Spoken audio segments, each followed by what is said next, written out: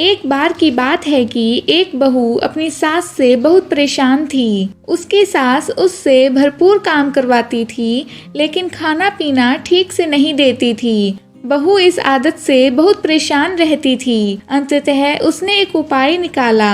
वह अब प्रतिदिन अपने घर से आटा, घी, गुड़ आदि लेकर नदी के किनारे जाती, आटा गूंथकर शमशान जाती, वहां चिता की अग्नि से रोटियां एवं चूरमा आदि बनाती। वहीं पर विनायक जी का मंदिर था। वह वहां पहले भोग लगाती और फिर स्वयं भोजन करती। बहुत दिनों तक ऐसा चला। तत्पश्चात एक दिन भोग लगाने के पश्चात जब वह चली गई, तब विनायक जी ने आश्चर्यचकित होकर अपने मुंह पर उंगली रख ली।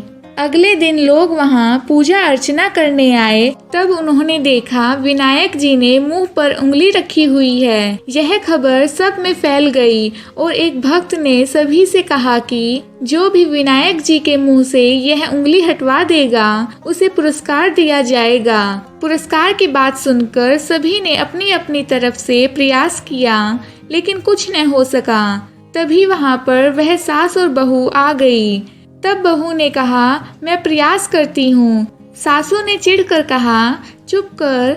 सब लोग हार मानकर बैठ गए और तू यह कार्य करके दिखाएगी। बहू ने कहा, हाँ, मैं यह काम कर सकती हूँ। सबके कहने पर सास ने बहू को आज्ञा दे दी। तब बहू मंदिर में गई और दरवाजा बंद कर लिया और विनायक जी से कहा, मैंने आपकी बहुत सेवा की है, आपको भोग लगाया। अपनी सास से छिपकर मैं खाना बनाती और आपको भोग लगाती, लेकिन आप चुप हैं। क्यों? आपको अपने मुंह से उंगली हटानी ही पड़ेगी। उसकी बात सुनकर विनायक जी सोच में पड़ गए कि यह कह तो सही रही है। इसने मेरी सच्ची लगन और सच्ची भावना से सेवा की है। इसका कहना तो मानना ही पड़ेगा। तब विनायक जी ने अपने मुंह पर रखी उंगली हटा ली। यह देख बहू बहुत प्रसन्न हुई और द्वार खोलकर बाहर आ गई। सभी देखकर आश्चर्यचकित हो गए। विनायक जी ने अपनी उंगली मुंह से हटा ली थी। गांव वालों ने सोचा,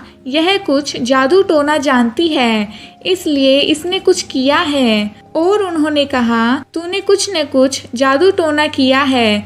तब वह बोली, ऐसा कुछ नहीं है। बात केवल इतनी है कि मेरी सासू माँ मुझे भोजन नहीं देती थी। तब मैं चुपचाप घर से आटा आदि लेकर नदी किनारे जाकर दुकान से कुछ वस्तुएं खरीदकर चिता की अग्नि से भोजन बनाकर विनायक जी को भोग लगाती और फिर स्वयं भोजन करती। यह देख विनायक जी ने आश्चर्य से अपनी उंगली मुंह पर रख ली थी और आज प्रार्थना करने पर उन्होंने अपने मुंह से उंगली हटा ली।